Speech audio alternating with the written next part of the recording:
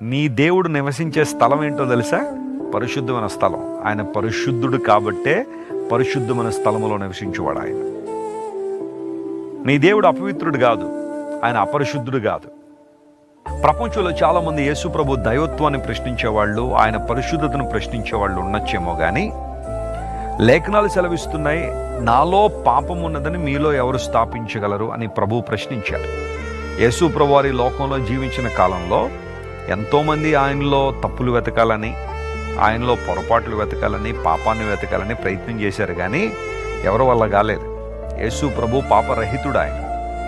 ఆయన పాపరహితుడు కాబట్టే నీ పాపములను తీసివేయగలడు. ఆయన నీ పాపముల నుంచి నీకు విడుదల ఇవ్వగలడు. ఆయన కూడా పాపి అయి ఉంటే నీ పాపాలు ఎన్నడూ తీసివేయలేడు. ఆయన పాపము లేని పవిత్రుడు కాబట్టే పౌలు మహాశయుడు కూడా ఒప్పుకున్నాడు, పవిత్రుడు, నిర్దోషి, నిష్కలమషుడు, పాపుల్లో చేరక ప్రత్యేకంగా ఉన్నవాడు, ఆకాశ మండలం కంటే మిక్కిలి హెచ్చైన వాడు, ఇట్టి ప్రధాన యాజకుడు మన సరిపోయిన వాడని హెబ్రీయులకు రాసిన పత్రిక 7వ అధ్యాయంలో అపోస్తలుడైన పౌలు రాస్తున్నాడు.